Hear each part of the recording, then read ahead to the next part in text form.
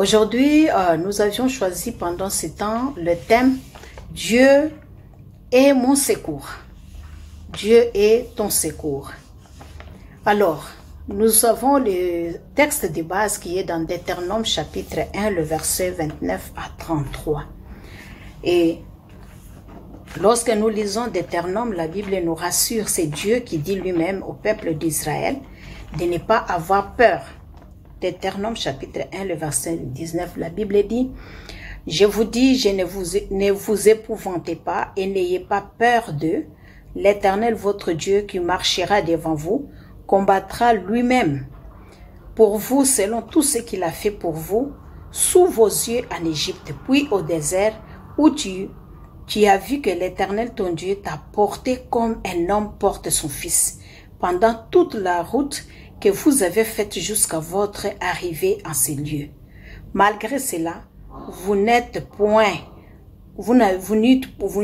confiance en l'Éternel votre Dieu, qui allait devant vous sur la route pour vous chercher au lieu des campements, la nuit dans un feu afin de vous montrer les chemins où vous devriez marcher et les jours dans une nuée. Bien-aimés, nous voyons Dieu est en train de parler au peuple d'Israël quand il voulait les faire quitter l'Égypte vers la terre promise, comment est-ce qu'il les a gardés. Il dit c'est comme un père porte son fils. Donc, lui n'oublie jamais, il ne nous abandonne jamais, il est toujours avec nous, il nous chérisse, il nous aime, il a un plan de bonheur et non un plan de malheur.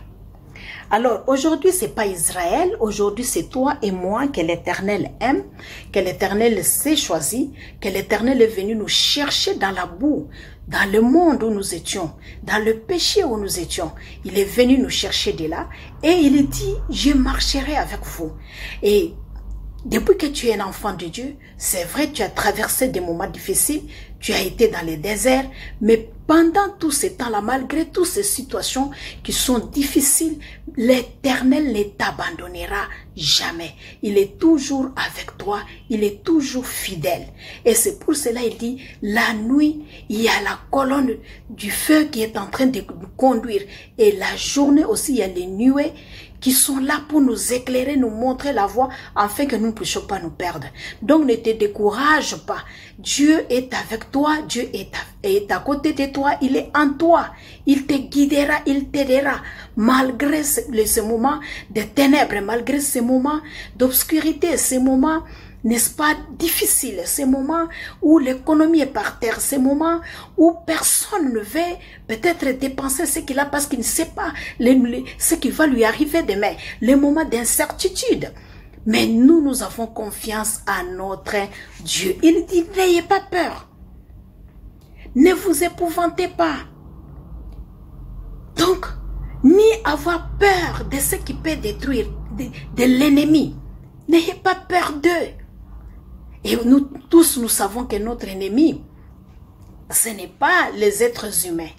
Notre ennemi, c'est celui, le diable, ancien, qui veut détruire nos vies, qui ne veut pas la manière dont nous avons donné la vie à Dieu, qui ne veut pas la manière dont nous nous consacrons, la manière dont nous avons abandonné le péché, la manière dont nous nous donnons totalement à chercher la face de Dieu, où nous avons pris la décision vraiment de dédier notre vie à lui. C'est lui qui s'élève comme notre ennemi, qui ne veut pas la présence de l'Église, qui ne veut pas la présence d'une famille, qui ne veut pas la présence d'un homme ou d'une femme. Il est l'ennemi de l'homme. Alors, c'est lui que nous combattons. Nous n'avons pas des hommes comme ennemis, mais notre ennemi, c'est le diable, c'est Satan. Et c'est alors que nous disons que notre combat même n'est pas charnel, c'est un combat qui est spirituel. Alors, bien-aimé, je t'exhorte, pendant ces temps, ne vois pas l'homme, ne regarde pas quelqu'un, ce qu'ils te font là, c'est l'ennemi qui est contre toi. Peut-être parce que ce que tu as, ils n'ont pas. Peut-être parce qu'ils ne s'attendaient pas à ce que tu te maries, à ce que tu étudies, à ce que tu travailles, à ce que tu réussisses, à ce que tu es, ce que tu as là.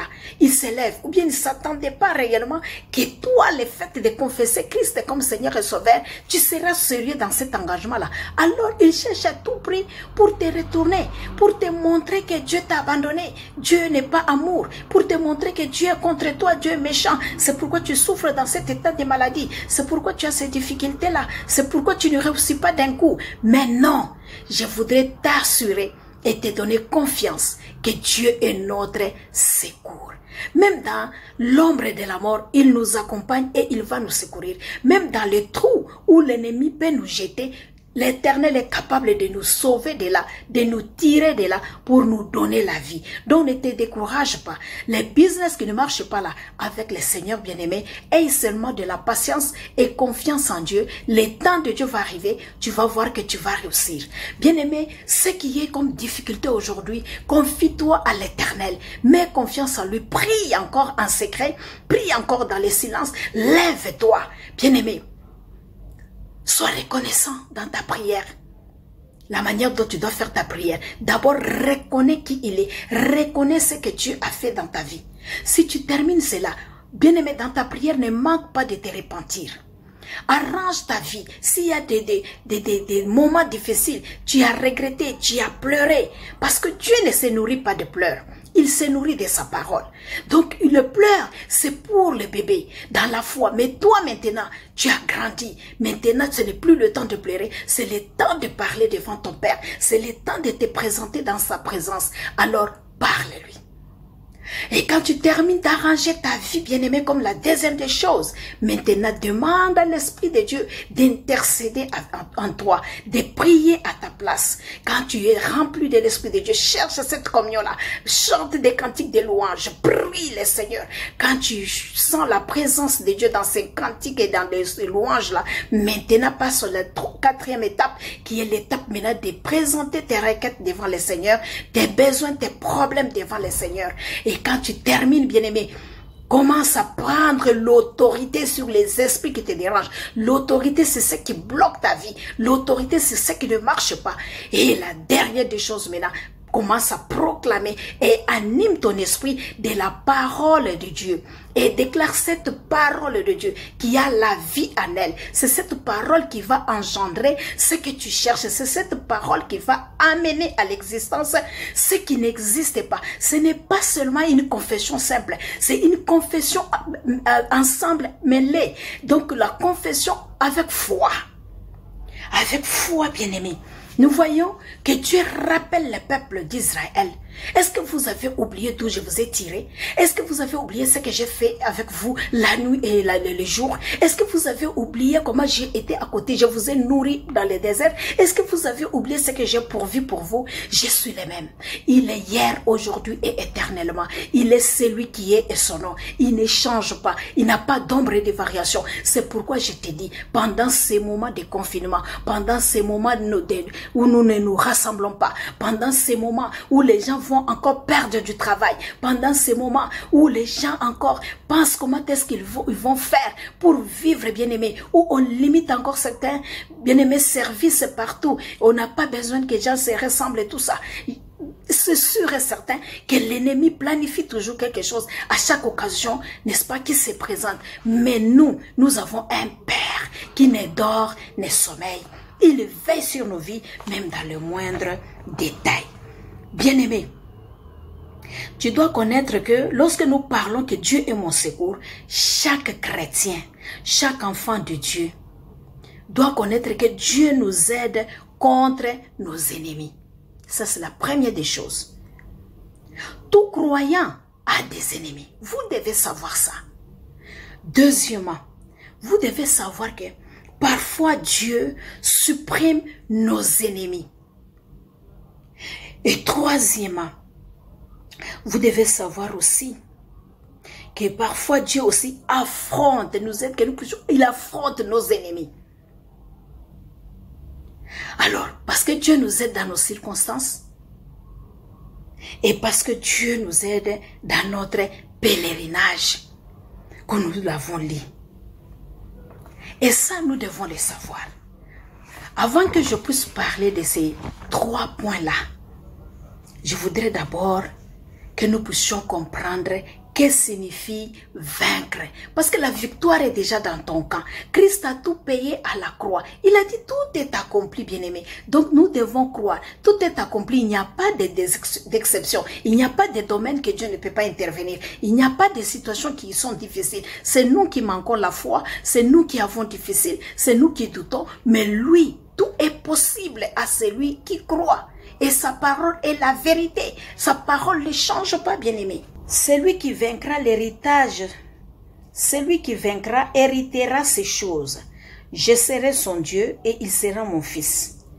Mais pour les lâches, les incrédules, les abominables, le métrier, les impudiques, les enchanteurs, les idolâtres et tous les menteurs, leur part sera dans les temps ardents de feu et de soufre, ce qui est la seconde mort. Lorsque vous lisez aussi Jean, chapitre 16, le verset 33. Je vous ai dit ces choses, afin que vous ayez la paix en moi. Vous aurez des tribulations dans le monde, mais prenez courage, j'ai vaincu le monde. C'est Christ qui est en train de dire, nous aurons des tribulations, nous aurons des problèmes dans ce monde, mais ayons courage parce que Christ a vaincu le monde. Bien-aimés, avant la seconde venue de Jésus ou de Christ, la responsabilité confiée et les défis lancés à tous les chrétiens sur la terre. Jésus-Christ a dit, vous aurez des tribulations dans le monde, mais prenez courage, moi j'ai vaincu le monde. Et Jean 16, 33 nous dit cela. Ailleurs,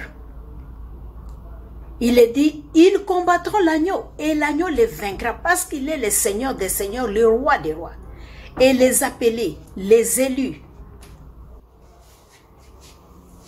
les fidèles qui sont avec lui, les vaincront aussi. Ça c'est l'Apocalypse 17, n'est-ce pas, verset 14.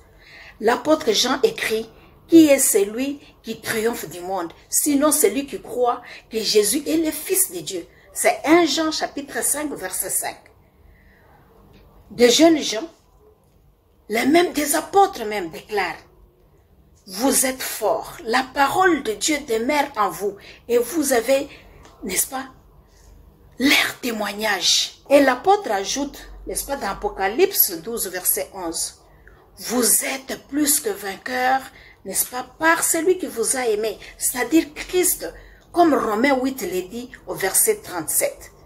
Vaincre, c'est rester en Jésus-Christ en toutes circonstances.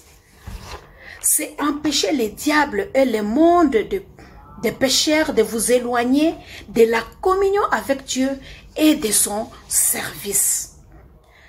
C'est combattre jusqu'à la fin sur combattre jusqu'à la fin pour, n'est-ce pas, ne pas faire naufrage ou rétrograder. C'est ça vaincre. C'est s'opposer en permanence contre l'injustice. Ceux qui ne triomphent pas sont les incroyants, qui font passer le pouvoir, la célébrité et les plaisirs de leur terre avant le salut sur la nouvelle terre. Donc voilà, moi je t'encourage, bien-aimé. Je t'encourage de prier parce que tu es vainqueur. Tu es plus que vainqueur en Christ Jésus. Tu dois combattre, tu dois tenir ferme. Tu vas rester avec ta foi jusqu'à ce que vraiment tu vas quitter cette terre. Parce que quand nous nous engageons, nous ne sommes pas dignes de regarder encore en arrière. Nous devons triompher. Nous devons regarder en avant. Mais la force, nous la trouvons en Christ Jésus. Donc ne relâche pas pendant ce temps. N'abandonne pas, ne dis pas oui parce qu'on ne se rassemble pas. En tout cas, moi, je suis découragée. En tout cas, moi, je n'ai pas la capacité. Non. Avance. Avance. Courage, tiens bon. N'abandonne pas Christ. N'abandonne pas la foi. Parce que Dieu est notre secours. Il nous a déjà secourus. Il a déjà combattu pour nous. Il nous a déjà donné la victoire en avance. Donc, c'est un combat indifféré. Alors, prends la parole de Dieu. Aie la foi. Confiance totale en Dieu dans ce qu'il a dit et tu verras la chose s'accomplir. Tu traverseras ces moments difficiles, tu traverseras ces temps bien-aimé, où chacun est chez lui, mais toi, l'Éternel, t'aidera et tu témoigneras les merveilles de l'Éternel. Alors, premier point, je disais que tout chrétien a des ennemis. Ces ennemis peuvent être certaines personnes qui détestent notre foi en Jésus-Christ ou des esprits mauvais qui cherchent à détruire notre foi en Jésus-Christ. Ce sont parfois des membres, n'est-ce pas, de notre propre famille ou des membres de l'Église qui ne sont pas nés de nouveau, ou les gens qui nous regardent et qui nous envient de loin et qui veulent nous faire du mal à cause de notre foi. Alors notre Père, notre pire ennemi, que j'allais dire, est souvent à notre vieille nature. Notre nature pécheresse là, notre vieille nature là, c'est ça notre premier ennemi.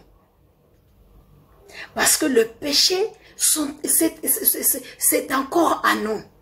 Alors cette vieille nature là, quand ça vient, ça nous empêche, ça nous mène, ça fait que nous soyons lourds.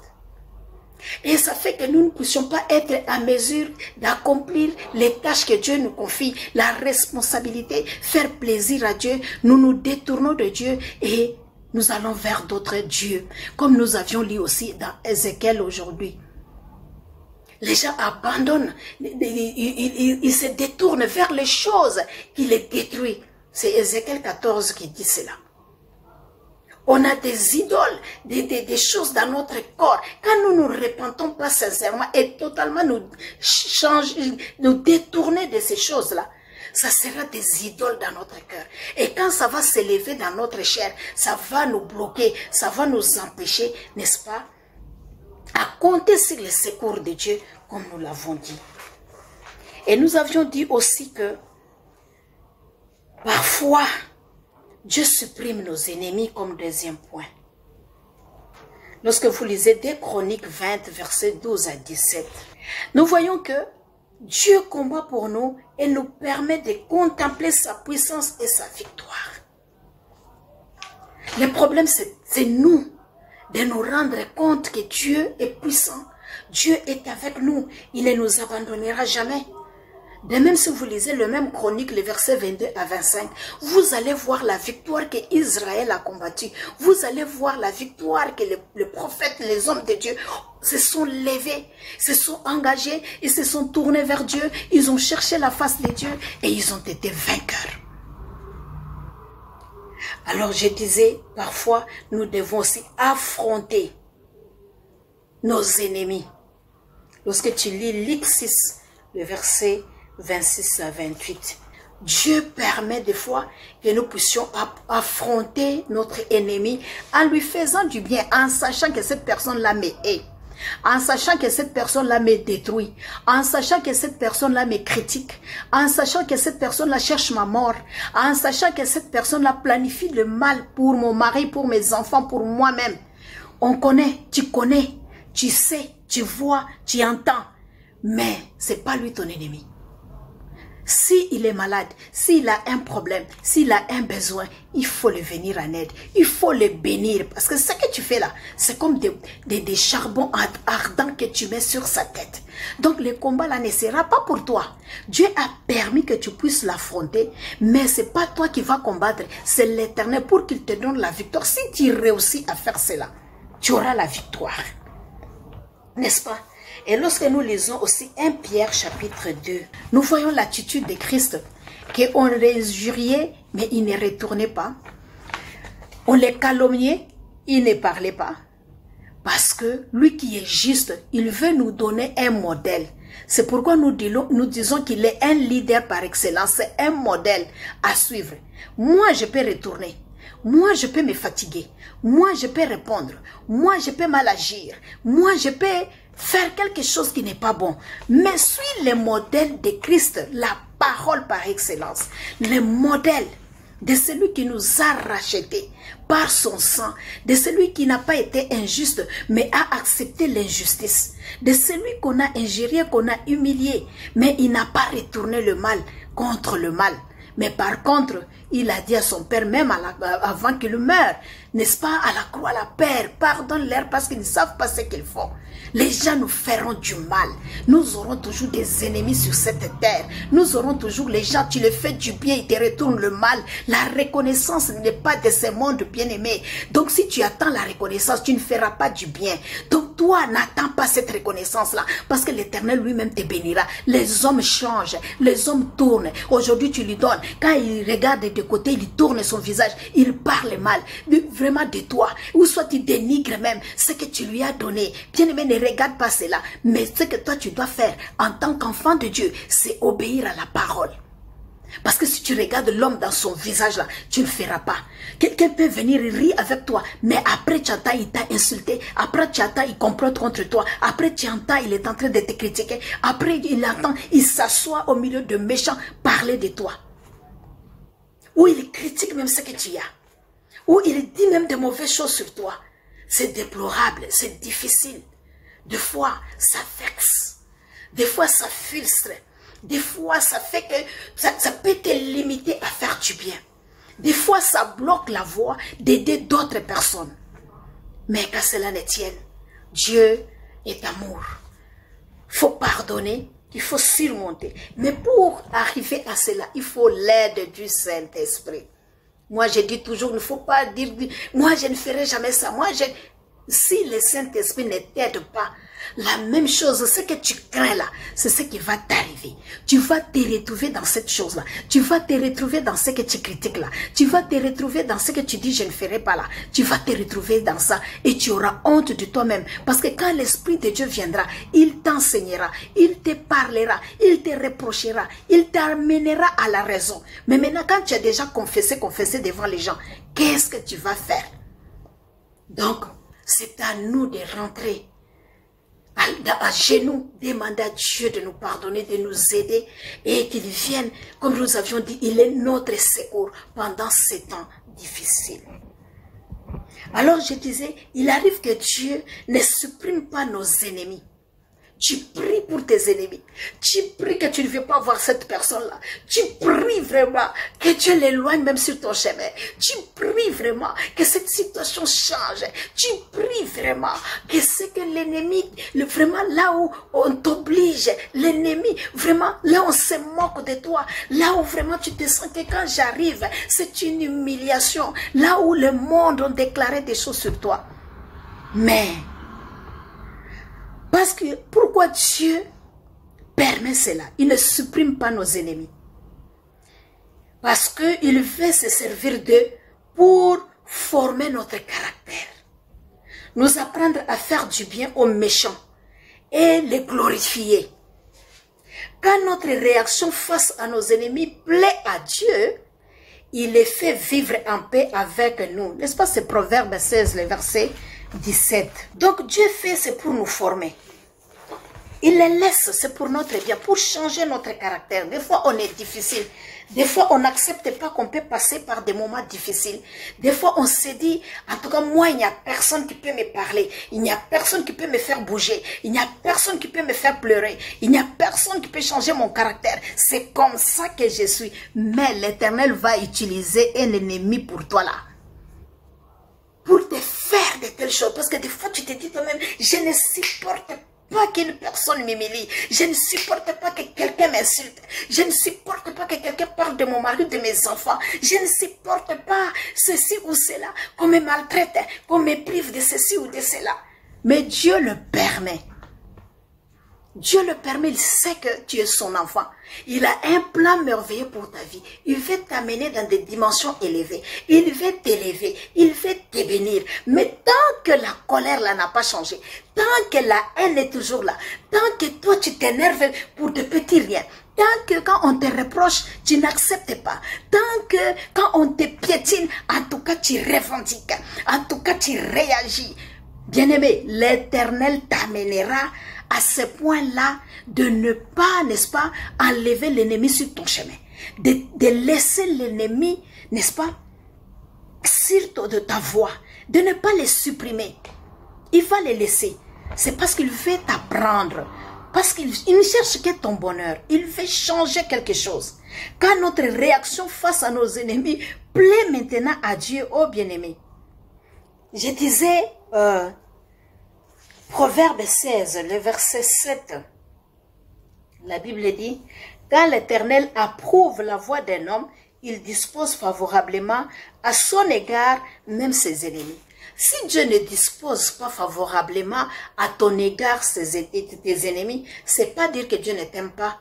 C'est pas dire que Dieu te veut du mal, mais il veut ton bonheur. Il veut te transformer parce que ce qui t'attend est grand. Parce qu'il y a un grand, n'est-ce pas, élévation, bénédiction, n'est-ce pas, qui t'attend.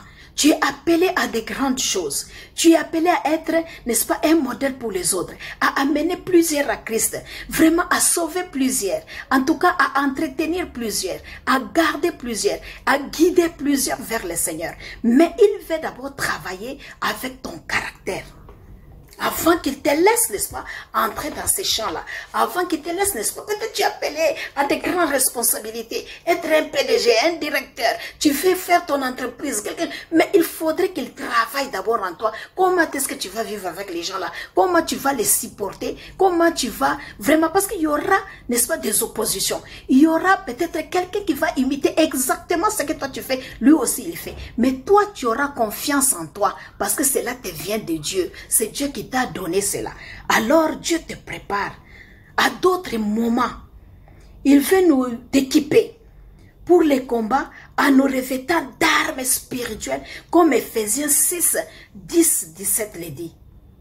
Parce que nous ne combattons pas contre la chair, mais c'est contre les principautés, contre les royautés, les dominations, les mondes des ténèbres. Alors, comment est-ce que tu vas affronter cela si tu n'es pas réellement préparé? Il veut t'enseigner que nous devons nous revêtir de toutes ces armes-là de Dieu pour tenir ferme contre l'ennemi, contre toutes ces choses-là qui peuvent venir. Si toi tu n'aimes pas qu'on te critique, ce sont des critiques qui vont venir jusqu'à quand tu vas commencer à banaliser cela, à oublier, à ne pas tenir compte de cela, tu passes la classe, tu arrives à un autre niveau. Alors tu comprendras que Dieu est ton secours. Dieu est ton secours. Parce que c'est lui seul qui peut t'aider dans tous ces moments difficiles que tu peux traverser. Peut-être c'est dans un ménage où l'homme ne t'accepte pas, où l'homme ne t'aime pas, où l'homme ne te supporte pas, où l'homme ne prend pas soin de toi, où il ne fait que te critiquer. Mais Dieu, c'est une école pour toi. Il veut peut-être t'aider à arriver à la soumission. Il veut peut-être t'aider à comprendre. Il veut peut-être te rendre consciente que tu dois faire quelque chose au lieu de rester comme ça. Il veut peut-être changer quelque chose en toi qui est caché ou là où tu ne veux pas qu'on touche. Mais Dieu voit cela et cela bloque ta croissance, ta maturité, ton avancement dans le Seigneur. Le Seigneur prépare cela. Et alors, il te dit, je suis ton secours qui ne manque jamais. Il est ton secours, bien-aimé. Peut-être, je ne sais pas, c'est au niveau du travail. Tu es vraiment engagé. En tout cas, on peut compter sur toi. Tu es un bon travailleur. Mais ton caractère, tu es faible. Tu ne fais pas, des fois, des rapports à temps. Ton caractère, des fois, tu n'aimes pas des remarques de ton chef. Ton caractère, des fois, tu ne respectes pas. Mais alors à tout cela, Dieu est ton secours. Invite-lui dans ces caractères-là. Peut-être Dieu veut te rendre conscient que tu dois créer quelque chose de toi-même, mais tu ne peux pas si tu es toujours paresseux comme ça. Donc l'Éternel est en train de faire quelque chose. Il est notre secours. Il est notre secours. Même les temps de confinement que nous sommes en train de traverser, l'état de Covid-19, là où c'est difficile d'être ensemble, c'est difficile vraiment de nous rassembler, l'Éternel est en train de préparer quelque chose. Il faut être à l'écoute. Il est notre secours malgré ces moments difficiles. Ne t'effraie pas, ne t'épouvante pas. Peut-être tu te dis, ah, je mangerai comment? Le travail maintenant, on nous dit de ne pas y aller. Qu'est-ce que je vais faire? Ne crains rien. Il a déjà planifié pour toi. Il cherche à voir peut-être, est-ce que tu as confiance en Dieu? Ou bien tu as confiance dans les hommes? Ou bien tu as confiance dans ton argent qui est dans le banque? Ou bien tu as confiance, n'est-ce pas, dans ce que tu produis, des business ou ton intelligence? L'Éternel te prendra, n'est-ce pas, en charge. Tout ça là, bien aimé, l'Éternel est notre secours. Donc, n'aie pas peur. N'aie pas peur. Aie confiance en Dieu. Il est notre secours qui ne manque jamais. Je voudrais, bien aimé, que tu puisses prier, n'est-ce pas? Que tu puisses prier et mettre confiance en Dieu. Parce que sans Dieu, nous ne pouvons rien. Quel que soit que nous soyons intelligents. Ne mettons pas confiance, bien-aimés, à notre richesse, à notre force, à ce que nous avons. Bien-aimés, tout ça là, c'est éphémère, ça peut disparaître d'un coup.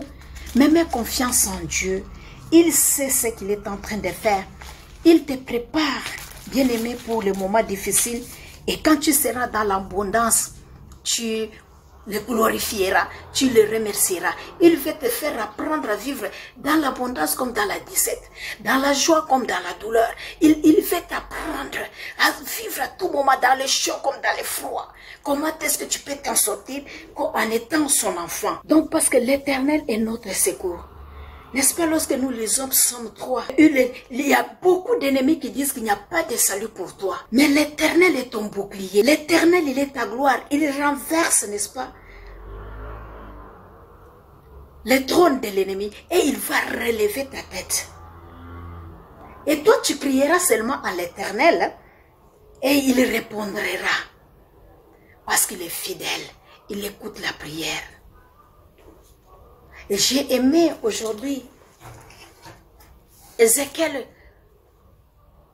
Dieu dit à ces gens-là qui se sont détournés de lui, vous m'abandonnez, moi aussi je vous abandonne. Mais si vous êtes avec moi, je serai avec vous. Vous tournez les regards vers les choses périssables, vers les choses abominables, vers des idoles. Vous me laissez. Et quand votre ennemi viendra, je vous livrerai. Je ne serai pas avec vous. Je ne vais pas vous défendre. Mais toi et moi, nous savons qu'il est notre secours. Parce que tu as tout abandonné à cause de lui. Parce que tu crains de tout faire à cause de lui. Pourquoi il va t'abandonner? Alors, ma chère, mon frère,